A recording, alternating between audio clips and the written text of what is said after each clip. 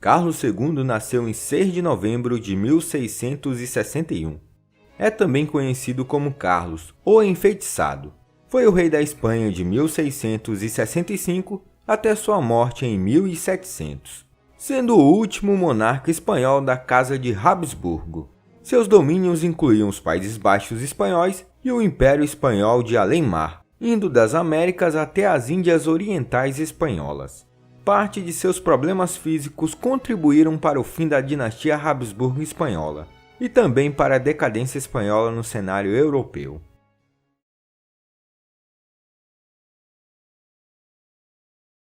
Ele mal conseguia comer por causa de sua mandíbula desfigurada. Sofria de raquitismo, alucinações e tinha uma cabeça enorme. Além disso, era impotente e infértil.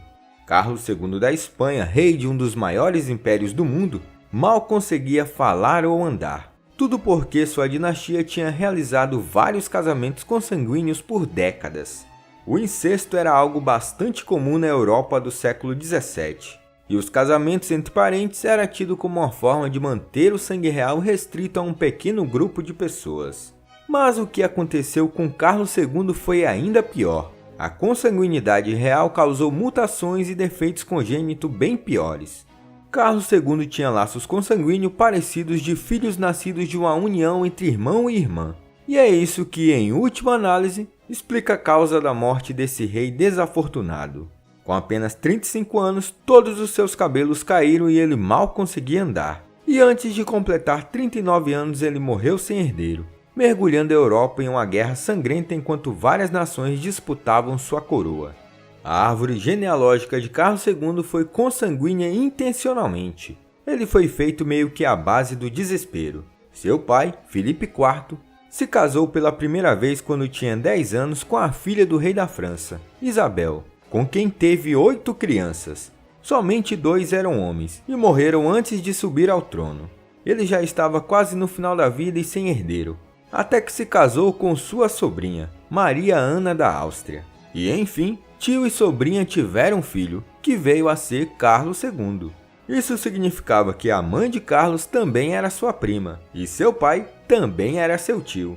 E isso foi apenas o começo. Os Habsburgos espanhóis casaram-se de propósito por mais de 200 anos, tornando-os uma das realezas mais estranhas da história. A árvore genealógica de Carlos remonta a um único casal, Filipe e Joana de Castela, que viveram no século XVI. Apesar de publicações descreverem o príncipe recém-nascido como uma criança extremamente bela, com finos traços, cabeça grande, cabelo preto e carne um tanto protuberante, Luís XIV da França não demorou muito para receber um relatório secreto que falava da extrema fraqueza do príncipe. Entre outros detalhes, o documento mencionava que a cabeça do menino estava coberta de crostas. Talvez por esse motivo, o futuro rei foi levado à pia batismal totalmente coberto. O embaixador inglês presente na cerimônia escreveu que ele estava tão coberto de panos que apenas um olho e parte de uma sobrancelha podiam ser vistos. Os médicos não esperavam que a criatura, a criança, vivesse muito tempo.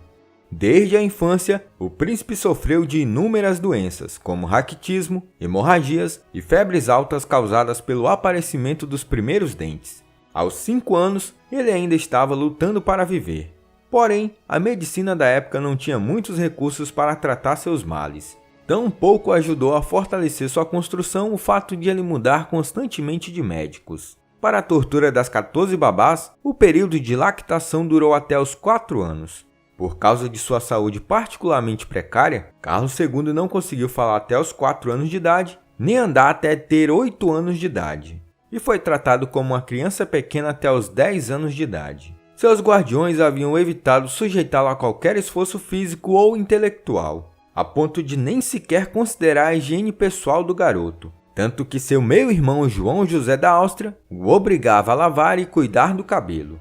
Além disso, o príncipe era frequentemente atingido por ataques muito fortes de enxaqueca, epilepsia e doenças contínuas como a gripe, que a crença popular atribuía a uma maldição. Por esse motivo, ele entrou para a história como o Enfeitiçado. Sobre essa crença, o próprio soberano disse: "Muitas pessoas dizem-me que estou enfeitiçado, e acredito bem. Estas são as coisas que sinto e sofro." Carlos II provavelmente sofria de dois distúrbios genéticos: deficiência combinada de hormônio hipofisário e acidose tubular renal distal. O primeiro, causado por uma mutação no gene necessário para produzir hormônios na glândula pituitária, era responsável pela baixa estatura, infertilidade e impotência de Carlos. Também pode causar músculos fracos e problemas digestivos. O segundo, causado por uma mutação genética, torna difícil para os rins se livrarem do ácido pela urina e pode causar sangue na urina, músculos fracos e uma cabeça grande em relação ao tamanho do corpo. Mesmo nessas condições terríveis, Carlos herdou o trono espanhol aos 4 anos de idade, quando seu pai morreu, mas até sua própria família duvidava que ele pudesse governar sozinho. Assim, sua mãe se tornou a regente. O historiador Stanley Payne descreveu o jovem Carlos como um príncipe patético e o produto degenerado de 5 gerações de consanguinidade dos Habsburgos espanhóis.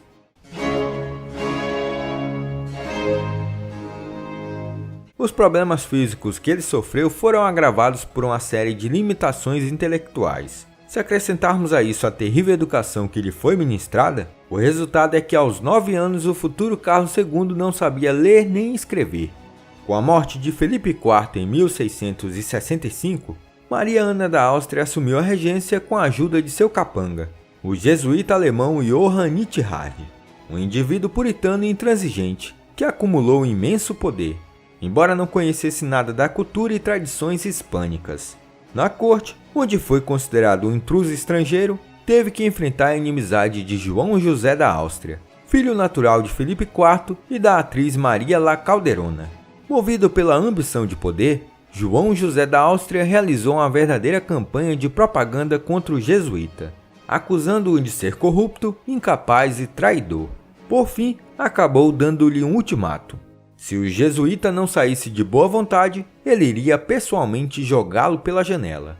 Assim, o jesuíta não teve escolha a não ser deixar o palácio. Ele foi para Roma, onde o Papa o nomeou cardeal. O próximo favorito da rainha-mãe era Fernando de Valenzuela, conhecido como o Elfo do Palácio, por se movimentar com grandes habilidades pelos aposentos reais.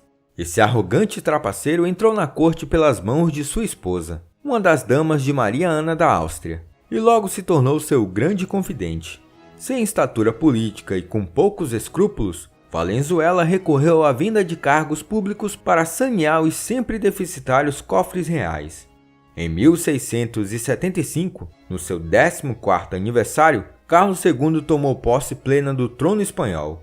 A situação do país, longe de melhorar, piorava constantemente. Um ano depois, a ruína das finanças públicas obrigou o Estado a suspender os pagamentos. Antes disso, a nobreza decidiu apoiar João José da Áustria, que não hesitou em despedir Fernando de Valenzuela, que acabou indo parar na prisão de Toledo e depois exilado para as Filipinas. A queda de Valenzuela arrastou a rainha-mãe, que foi obrigada a deixar a corte e residir em Toledo.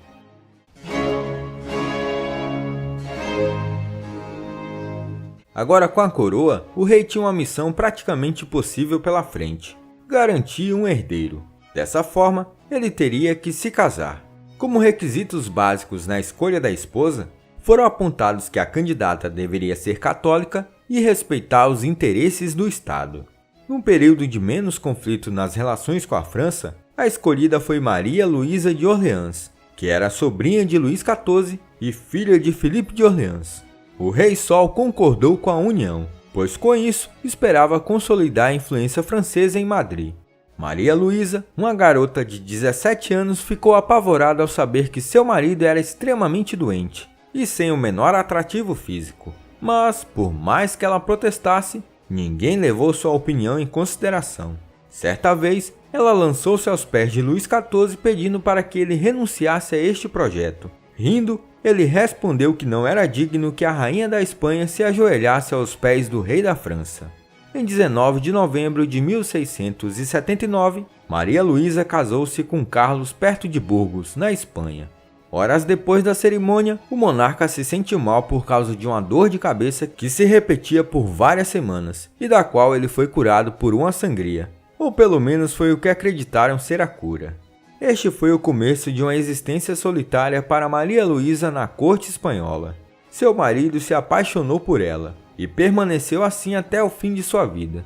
No entanto, a etiqueta restritiva da corte espanhola, as enfermidades mentais e físicas do rei e suas tentativas mal sucedidas de ter um filho causaram seu sofrimento. Os noivos não tinham facilidade para se comunicar, porque ele não falava francês e ela muito menos espanhol. Longe de ser um assunto privado, a vida conjugal dos monarcas era uma questão política da maior importância. Aparentemente, Maria Luísa continuou virgem até vários meses após o casamento. Mas, apesar dos esforços subsequentes, o herdeiro tão esperado não chegou, até porque o rei era infértil. Mas na época ninguém tinha noção disso. Em todas as igrejas do reino, a Deus foi pedido o nascimento de um príncipe. O prestígio de Carlos II dependia de dar ou não um herdeiro à coroa. Embora Maria Luísa tenha sido apreciada por sua beleza, depois do seu casamento ela entrou em depressão. Ela acabou morrendo em 1689, com apenas 26 anos. Ela morreu convencida de que havia sido envenenada, embora os médicos afirmassem que sua morte se devia a uma doença que impedia que qualquer alimento parasse no estômago. Atualmente acredita-se que ela morreu de apendicite. Ao saber de sua morte, Carlos ficou de coração partido, dizendo para a amada em seu leito de morte: "Muitas mulheres podem ter sua majestade, mas nenhuma que o ame mais do que eu." O aflito Carlos não teve nem tempo de lamentar a morte da amada. 10 dias após a morte da esposa, o Conselho de Estado pediu ao rei que contraísse o novo casamento para assegurar a sucessão ao trono. Na ocasião, a escolhida foi Mariana de Neuburgo, uma princesa supostamente fértil, já que sua mãe dera à luz 23 filhos. Mariana era uma alemã robusta e atraente, mas de caráter caprichoso e dominador. Quando Carlos não atendia aos seus desejos, ela o assustava com choro e chutes. Em casos extremos, ela até ameaçou se recusar a comer ou disse que prenderia a respiração até morrer. O rei acabava cedendo a tudo para não ouvir seus gritos. Em momentos de paz conjugal, eles dormiam juntos, mas o filho desejado não chegava. Diante do boato de que atribuía a esterilidade do rei aos feitiços, o monarca foi submetido a todo tipo de rituais e exorcismos. Feiticeiros e astrólogos de diferentes cantos do país participaram dessas sessões. Entre algumas das práticas que o rei foi forçado a realizar, estava de fazer amor com o cadáver de uma mulher, colocado no altar da igreja.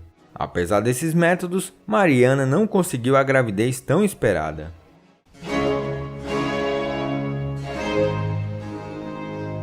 Se a saúde física e mental do monarca estava se deteriorando, seu reino também apresentava um aspecto preocupante. As expectativas criadas pela chegada ao poder de João José da Áustria após a queda de Valenzuela não se justificaram em seu breve período de governo. A paz de Nijmegen fez com que a Espanha perdesse territórios para a França. Além disso, os preços dos produtos dispararam e a crise econômica se agravou, logo após uma série de safras ruins. Começou então um período de desgoverno que coincidiu com as intrigas internacionais, que se desencadearam em torno da futura sucessão de Carlos II. Enquanto isso, os exércitos espanhóis estavam sendo derrotados em várias frentes, incluindo várias invasões francesas em território catalão, levando à queda de Barcelona.